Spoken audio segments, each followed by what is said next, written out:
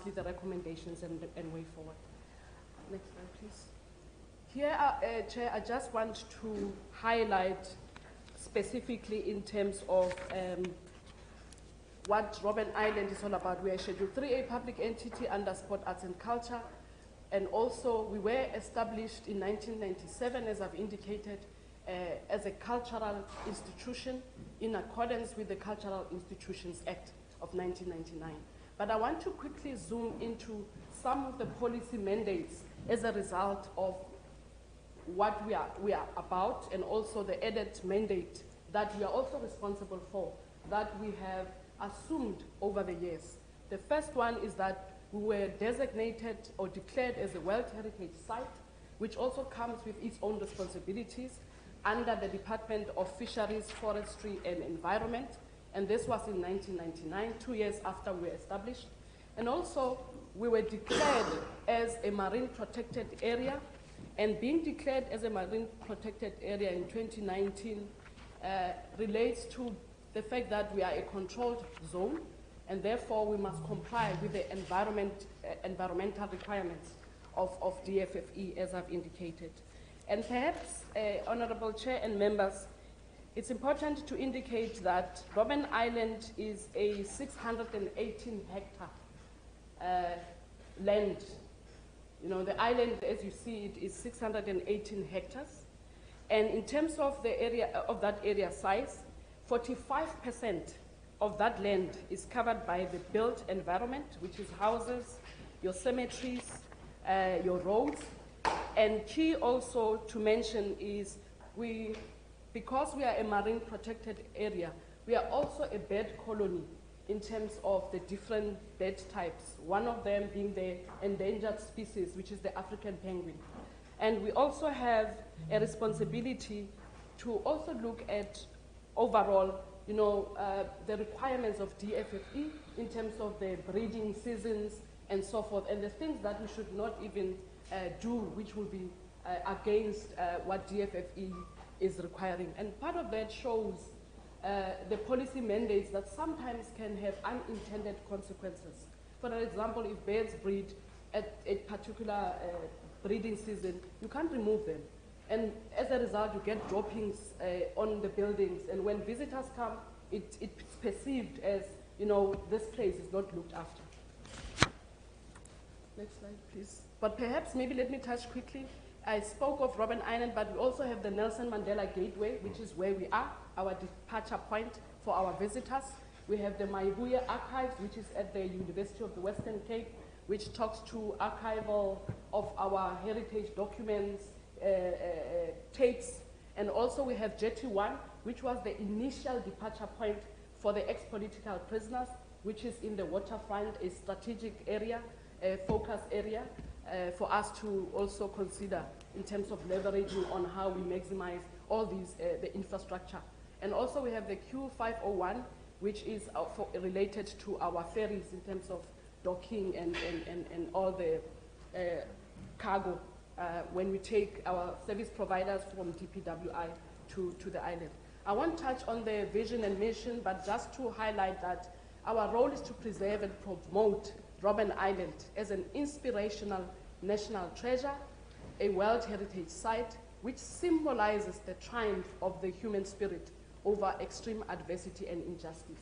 What that means is that given our mandate and responsibility as a World Heritage Site, there are some things that we can't do because we need to preserve the heritage that's on the island in terms of its outstanding universal value. And these are some of also the compliance requirements by UNESCO, which is the body that is responsible for declaring different sites given their history. And therefore, these are some of the implications, as you might see in terms of the budget implications and so forth, but we'll touch on that. Next slide, please. This is just to highlight that from a governance point of view, we have a council that is led by Professor Seth Cooper, and the members, it's 9 members. And then what I just want to highlight here are the committees of council, and one of the committees is the Infrastructure and Facilities Management Committee, just to show the commitment from the leadership of Robben Island in terms of issues that relate to infrastructure and facilities. We have a dedicated committee at council level, and also our executives. We do have a chief infrastructure officer, as she was introduced, who's responsible for all the infrastructure on the island. Next slide, please. This is the slide, Honorable Chair and members and colleagues, that I was referring to, that we have different policy mandates. If you look at the first column, this is what gives existence to Robben Island. We are a cultural heritage site. We drive program 4 of the Department of Sports, Arts and Culture, which is heritage promotion and preservation. And we run the cultural and heritage programs, which are currently under the Chief Heritage Officer as part of our structure. And also we have DPWI in terms of the maintenance of this World Heritage Site. I will not go into the mandate because the department is here to speak for, rather into what their responsibilities have been, but also just to show that because we are running a fairly open operations, there's compliance to that in terms of the International Marine Organization standards. We also need to adhere to SAMSA. Now I'm missing the SA. SAMSA, in terms of the conventions, protocols, policies that go with it. Still, that is compliance, and compliance, as we know, has financial implications in terms of ensuring that you comply.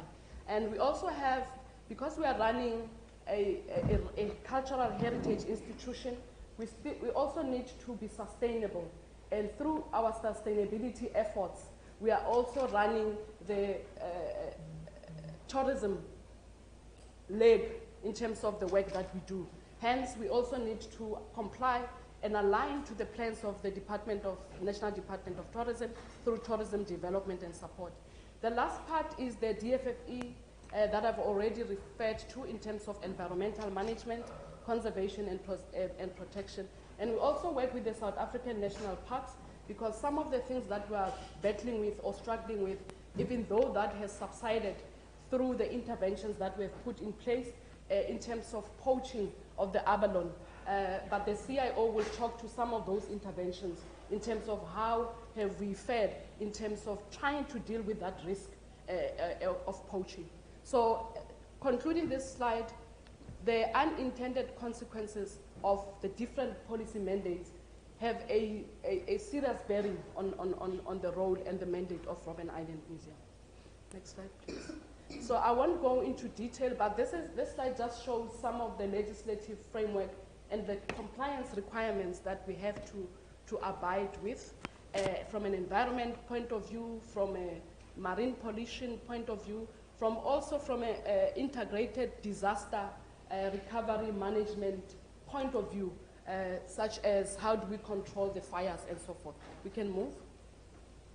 I won't go much into this slide, but just to say that RIMS, in line with our current plans, we have 5 strategic goals, and key that relates to the work that the infrastructure unit of RIM and also of the Department of Sport, Arts and Culture, including DPWI, in terms of maintenance, is ensuring that we are supported in the conservation and the maintenance of the natural and also this cultural heritage site, as I've indicated in terms of the different buildings that we have. But here I'll just skip, but just to indicate that the infrastructure and facilities management program falls under program 1, which is called the business development in terms of the budgeting. So it's important to show this slide so that when the CIO comes in to talk about budget issues, the budget would then come from that program 1, in terms of the budget structure, as per the National Treasury requirements. Next slide, please.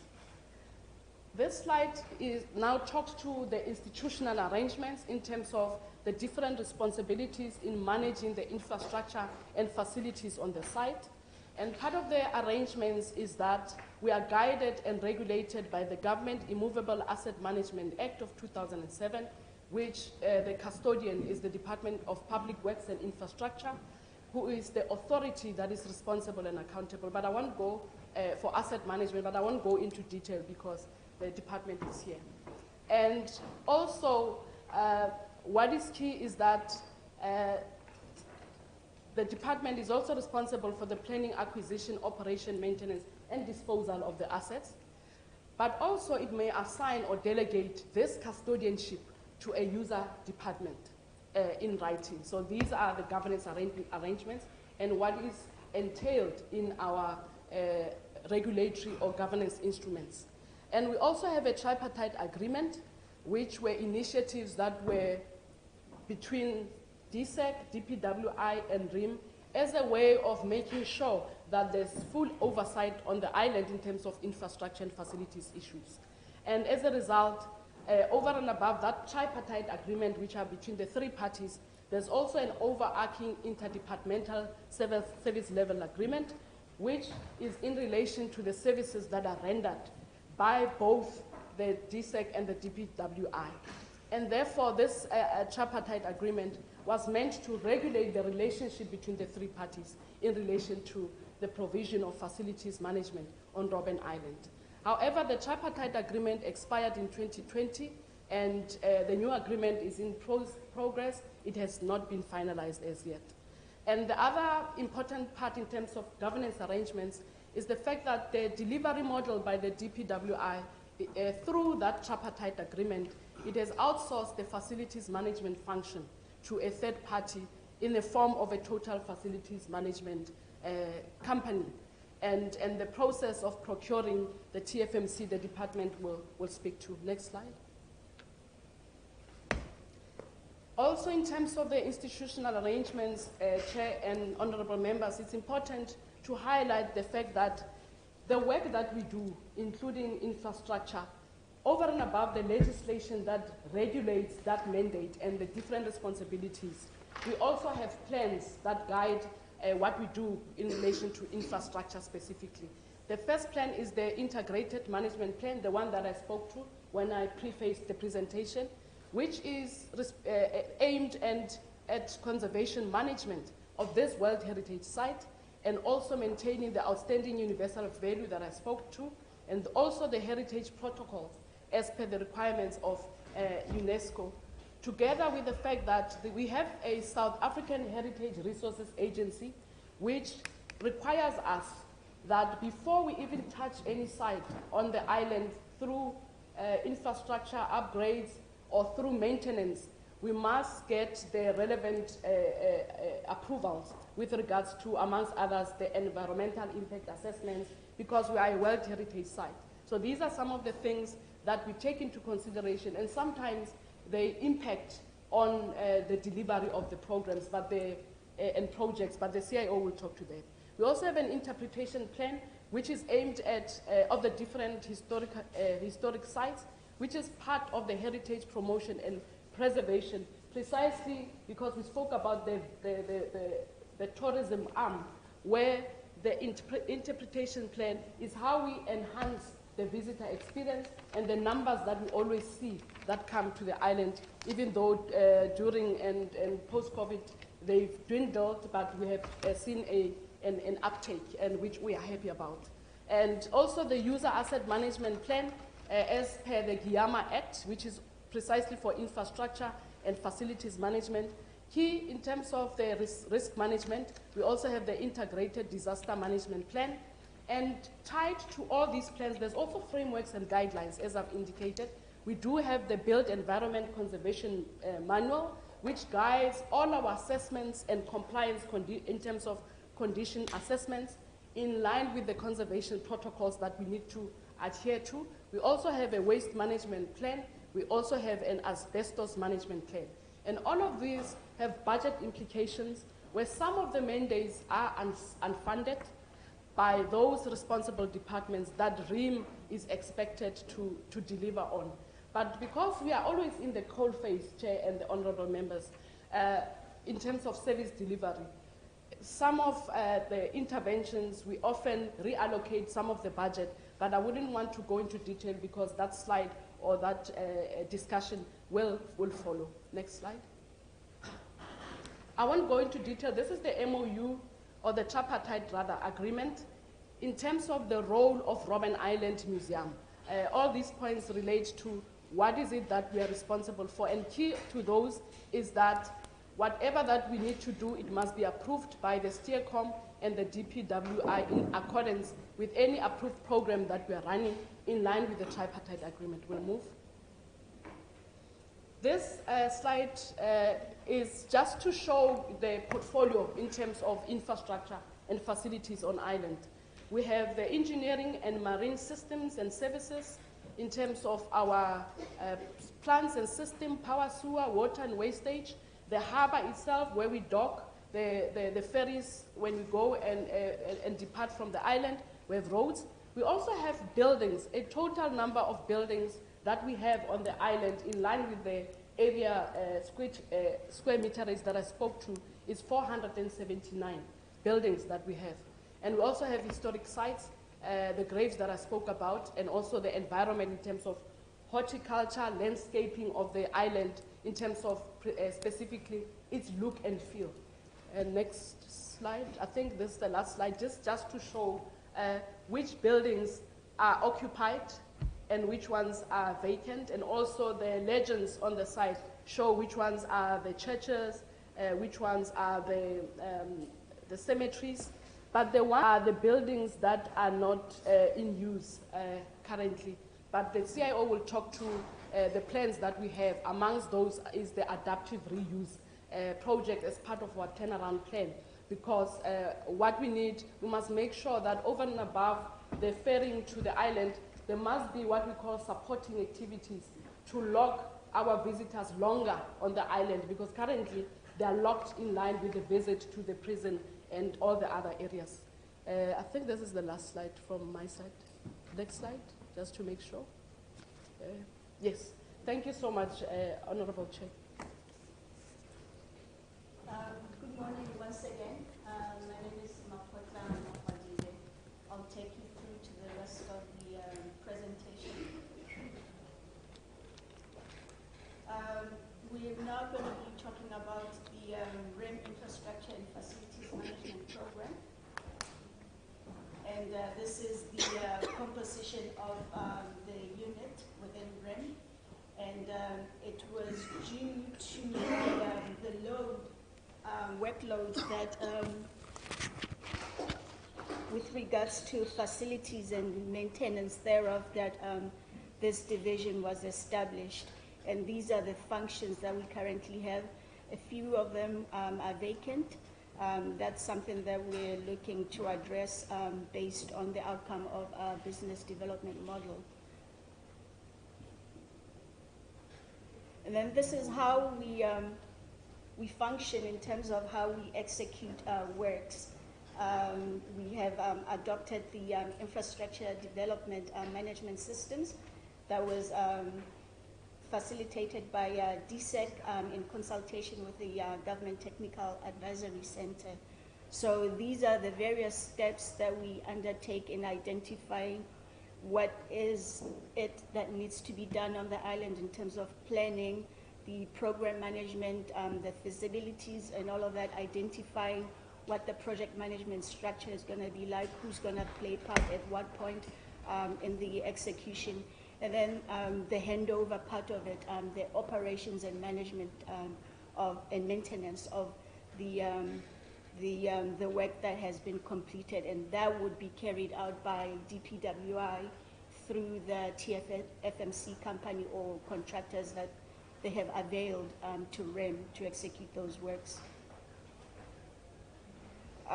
Then we, due to lack of maintenance for a while, DSEC intervened and directed some of the funding that was going to DPWI directly to REM to execute capital projects. And this next slide, the allocation as per 2020-21 financial year, you can see how it has evolved right up until where we are now, where we have a balance of about 59 million that is fully committed to execute the projects that we are going to be highlighting in the next slides. Basically, these projects were backlog projects from the then previous TFMC company, Hout, and then we are addressing those issues. Some of these have been completed as we speak, and some are ongoing, and these are the budget allocations for each of those. Of importance is the project number 4, the wastewater treatment plant. That hasn't been undertaken or rolled out. It's still at legislation stage in terms of finalizing the permits that are needed, the EIAs, and the desalination plant is one such as well, a technical project that we are undertaking. That one we're going out to market to get the qualified contractors to bid for that project. Next slide.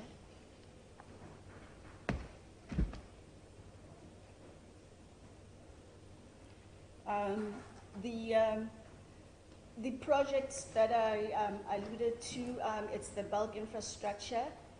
Like I said in the budget slide, these are DPWI backlog from the previous TFMC. However, then DSEC diverted funds to RIM for us to implement the restoration, rehabilitation, and upgrades of the buildings as well.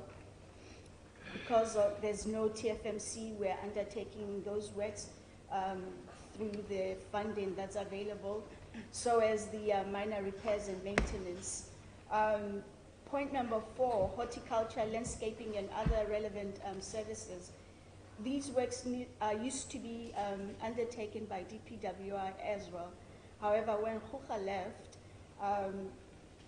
it just stopped. So then DSEC availed some funds for RIM to execute. However, RIM found itself now having to absorb some of those general workers that were employed by Hout, and to date we're still not receiving any assistance from DPWI or anybody. That's an operational cost that RIM has found itself absorbing in the previous years up until now, which is still the status quo.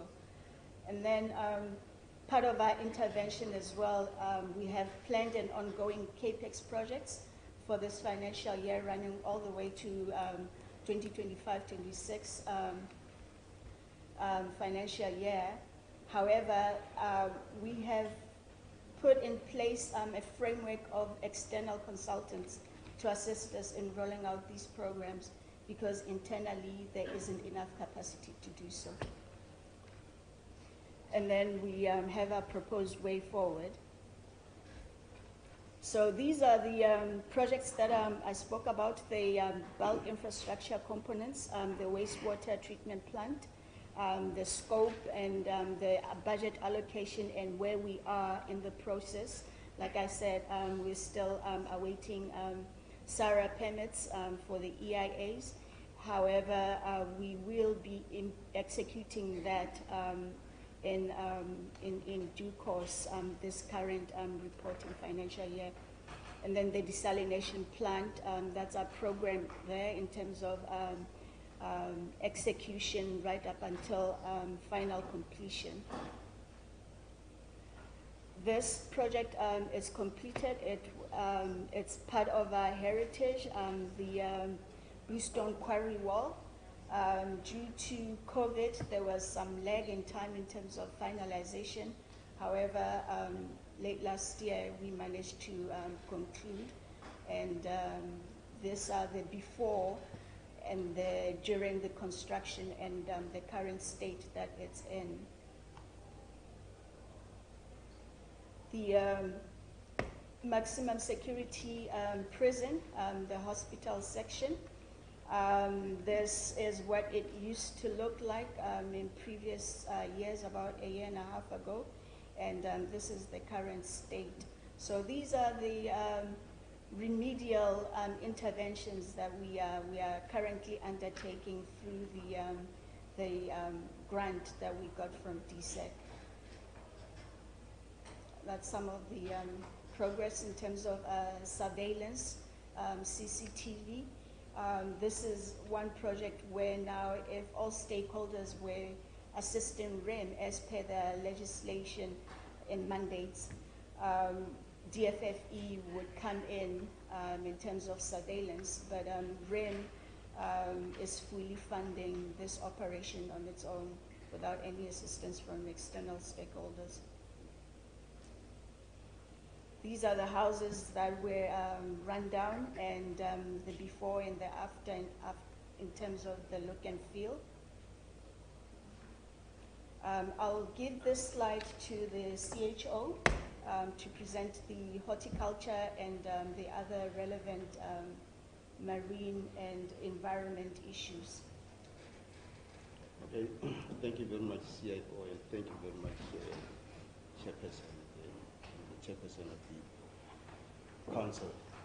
Let me first preface this by saying that the CEO has indicated that Robben Island is a World Heritage Site, and you have, in your opening address, indicated that Robben Island is very, oh, okay.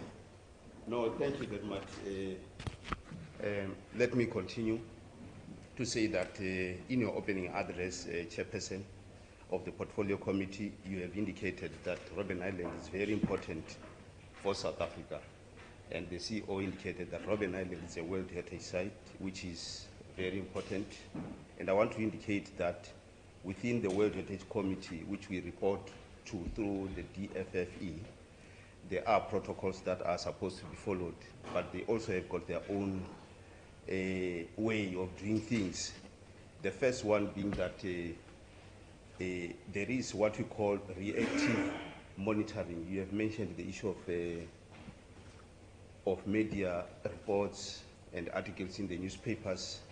So they get that information from the public, and they see it on national television, on websites, and they take action by coming to any site. So since 2005, there was a UNESCO reactive monitoring because of what we have indicated in terms of the newspapers' negative publicity. And the UNESCO World Heritage Committee came to South Africa, and they monitored Robben Island in their so-called reactive monitoring. And they came up with a report which recommended and found out that our gardens, our open spaces and cemeteries were invaded by alien invasive plants and weeds, and further indicated that these issues should be addressed. And in 2011, after the Public Protector report, in response to the outcry from tourists and, of course, from the general public, the UNESCO sent a second reactive monitoring mission to South Africa, and they came up with a report with recommendations and directives to Robben Island as to what is it that is supposed to be done. And most of the things were done, and one of them was that Robben Island should develop an integrated management plan, which the CEO has indicated. That one has been done, and it also focuses on issues of conservation of the built infrastructure. And in 2013, DPWI left the island, and by that time there were 30 general workers who were assisting doing the horticultural work on the island and maintenance. And RIM had to take over the funding of that project and also takes over the landscaping program, which remained a challenge. And in 2015, KUHA left, KUHA in fact was contracted to be the implementing agent for the facilities on the island. And in 2018, the very same KUHA's contract expired, and the funding of the horticulture program also ended, leaving Robben Island with a burden in terms of whether to take over the 30 employees or reduce the number of employees to do the landscaping and also technical services on the island, because the island should always be clean. And then currently the landscaping program is underfunded with only 7 out of 30 general assistants that we had during the time of DPWI. And RIM has to raise more than 4 million rands per annum to implement the program. For instance, to purchase equipment, for salaries and also for training. And then the alien invasive program should be accelerated and funded to mitigate fire risks. And there is an urgent need, for instance, now to plant indigenous trees on the island. And this is going to improve the site as adaptation to climate change, to improve resilience on the site, and also waste management on the island should also include addressing marine pollution and also removal of debris that accumulate on a regular basis around the island shoreline. Let's go to the last slide from my side. And what I want to present here is about what needs to be done moving forward, especially on integrated disaster risk management, because currently the site is vulnerable to fire, disasters, and there is an urgent need, for instance, to accelerate the fire risks mitigations, that is reduce fuel load, plant indigenous trees, and also improve preparedness, especially we need to train firemen, procure PPE and a fire truck, and also ensure that the island is manned at all times, and ensure that reliable water supply at strategic points for adequate response to fire disasters, and have a contingency fund for both the risks and oil spill disaster that might happen at any given time. And lastly, that we have to plant less combustible indigenous plants, because if you plant any other tree, they might catch fire very quickly. So those are the things that we think should be done moving forward. Thank you very much. Okay. CEO earlier on mentioned the agenda in terms of utilizing currently unused buildings or partially unused, or those that are being used, fully optimizing the usage of them. And we've divided the 2 programs. Program 1 is the adaptive reuse. It includes rehabilitation, restoration, and upgrades of these buildings and external spaces as well, just so that we diversify our product offering, because currently we just have the general tour. Beginning of last year, we also included the walking tour. But if we unlock the potential in this infrastructure facilities, then we would be able to offer more products and hence have repeat customers and overnight stays on the island. This will be in partnership with various stakeholders in the hospitality industry, possibly not through triple Ps, but through concessions. We are reworking the terms of reference. We have roped in Infrastructure South Africa to assist us, especially on the green projects that are going to be aligned with unlocking potential into these projects in terms of generating power, having green transportation on the island, those sort of things. So also from a capacity point of view in terms of the investment that calculating how it is that we will, or how long it will take for us to recoup that return on investment, the capital outlay. And program 2 is just your general replacement, repairs and maintenance of the buildings that ended up as being capital projects due to lack of assistance from our stakeholders in terms of having planned maintenance, executing planned maintenance instead of now reactive and potentially leading now to full-on capital projects. And then CEO mentioned Jetty 1. That's another project that we are undertaking this current financial year, right here on the V&A waterfront. It has a lot of history, and we are unlocking that narration for the public to familiarize themselves with the story of Robben Island from the departure point. And then the next slides are going to highlight the current challenges that we're facing. We have overall challenges. That is lack of agility and responsiveness from the contractors, temporary contractors that are appointed by DPWI. They struggle to get the go-ahead or instruction for them to execute the calls that we log.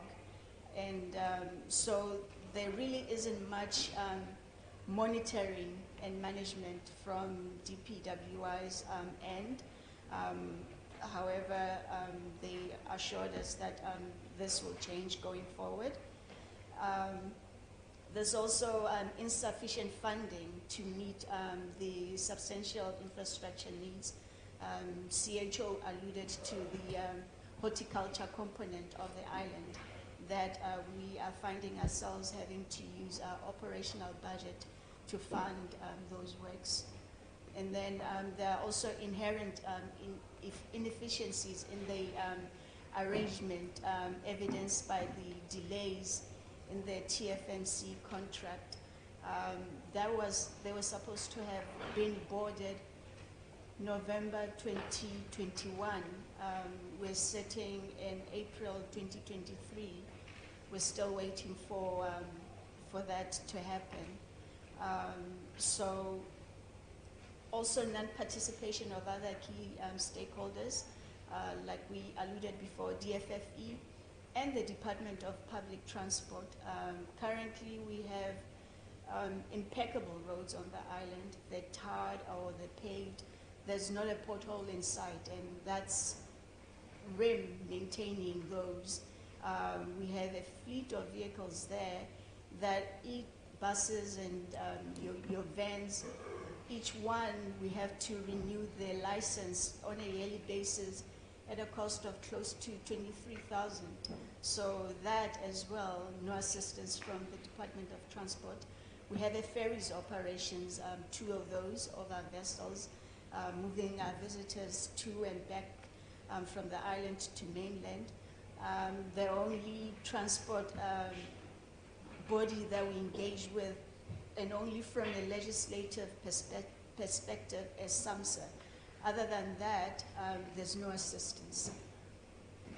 And then bulk services infrastructure, power supply.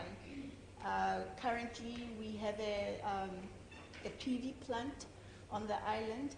However, we're not able to optimize it fully because battery storage capacity. DSEC again have come to our rescue. They've availed funds for us to augment that battery capacity. So we are going to be procuring an additional battery that will assist us in capturing and storing the power that's generated during the day, so that it's released during the night, and also with the assistance of the generators that we do have on the island. However, some of those generators haven't been maintained for a while, and they've packed up. Some of them, we haven't used them in how many years? Currently, there's one generator that has been decommissioned, generator number 6. Yeah. But for the longest period, the past 2 years to 3, Yeah. there's been issues where they were on and off, which created the Yeah, so then it's, it disconfigures the way that diesel is being used, because now we are depending on the generator that consumes more diesel. But if all these other generators, which are a bit high tech in terms of diesel consumption, if they were fully working as they're supposed to, then we wouldn't be going through diesel at the rate that we are. The idea is for us to cut down on those diesel costs, because that's coming from our OPEX budget as well.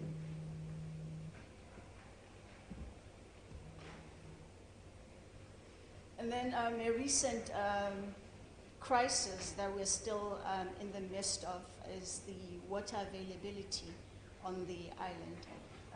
The current desalination plant is fully out of commission. We are ferrying water on a bi-monthly basis to the island, potable and non-potable, at a cost to RIM.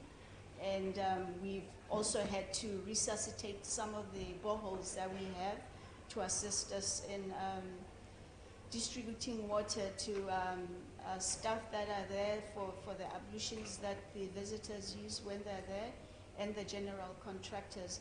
So it's not an ideal situation that we're finding ourselves in. DPWI have availed to us a contractor, DPWI, Allfix, who is not getting any assistance from DPWI. So that they're left to their own devices in terms of maintenance of that desalination plant, and that's probably why it packed up as well. So so far we have spent 1.3 million rands just ferrying water to the island at interval, 2-week intervals.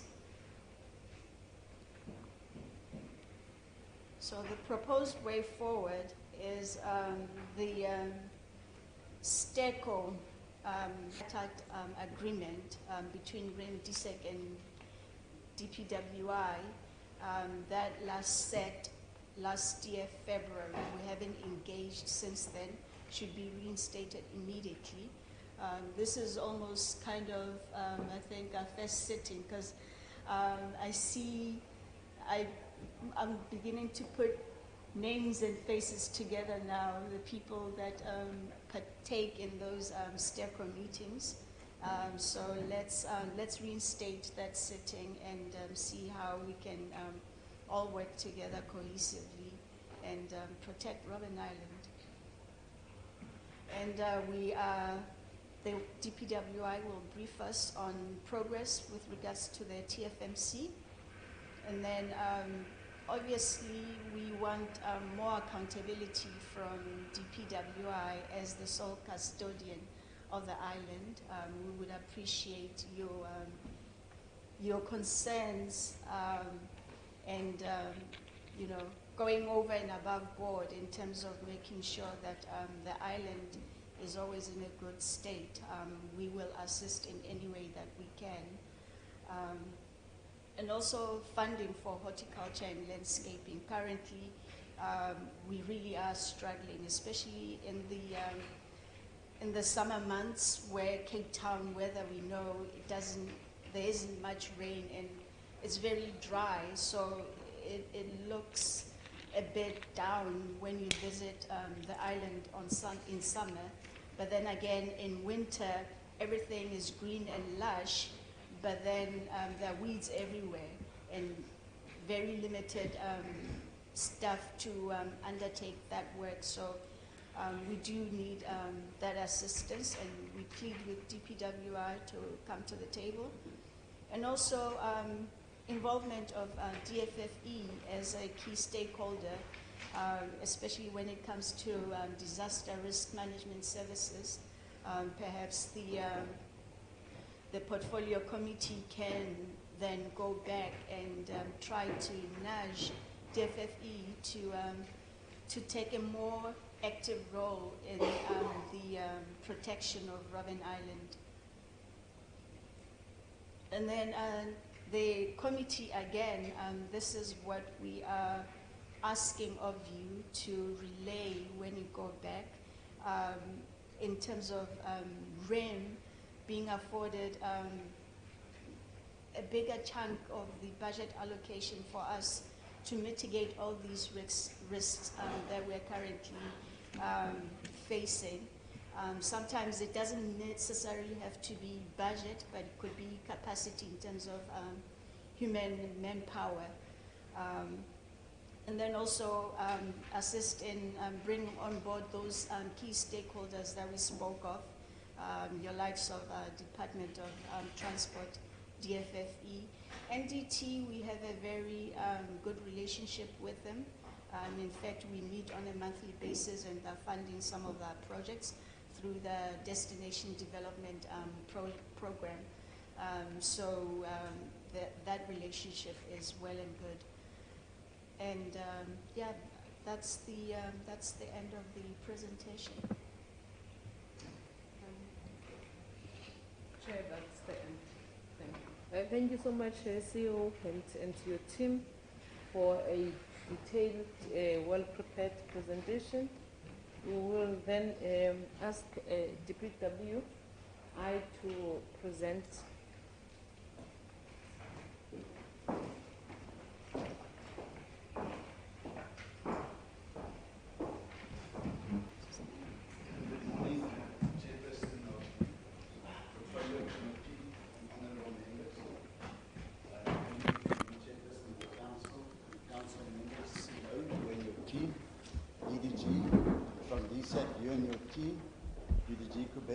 And our team from Public Works.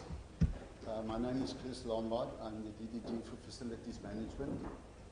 I will make high-level introductory remarks, and in the absence of our previous project leader, who left with the Cubans that returned after their contract expired, I've got here with me Advocate Nishi Sharma. She's well versed in the project and the history of the project. I will ask her to do the detailed presentation. From my end, I will give you some highlights from what I saw. And luckily, we had discussions with our team members from DSAC and the CEO's office, preparatory meetings on Tuesday, because we wanted to be on the same page, and I think we managed it. The realities are what they are as presented. We have to acknowledge certain things. Certainly, the steering committee has not been effective, and is putting it together has been pedestrian, to say the least. And getting to the memorandum of understanding, the so-called tripartite agreement, to be finalized, has also taken long. I'm excited to report to you this morning that I've just recently seen a letter from our DG to Dr. Kumala that was signed on the 19th. That requests the acting DDG to look at the memorandum that has been completed.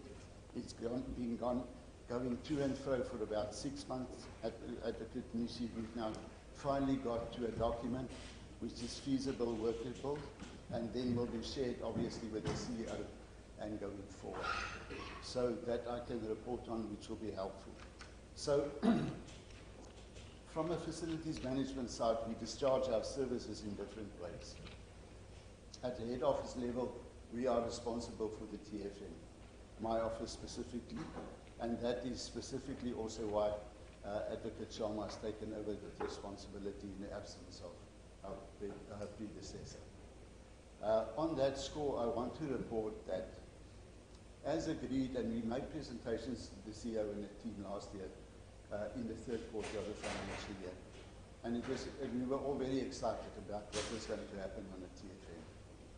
On that very day, we agreed to certain principles, and we've put the TFM to the procurement process, and we were successful. Only when it got to MBAC, we realized that the preferred service provider was not compliant. We've now gone out to the process again, and the detail will come out from the presentation.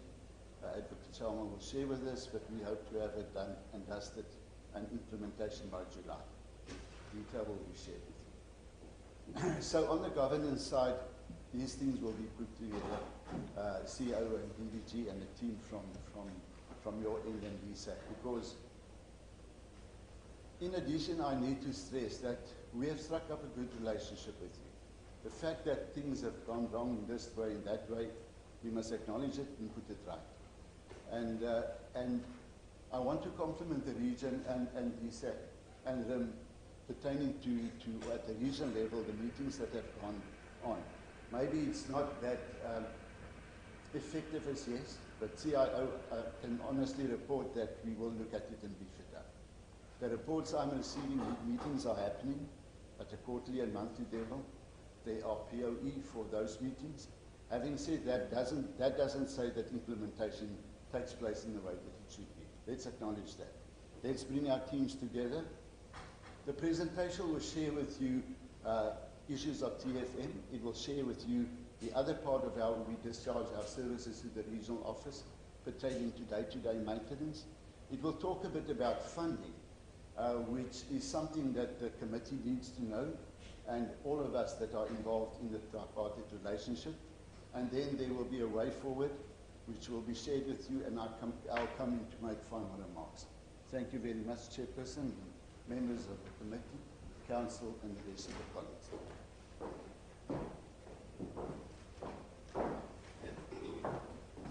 Good morning, Chairperson, honourable members, Chairperson of the Council, member of the Council, all management from respective entity and departments.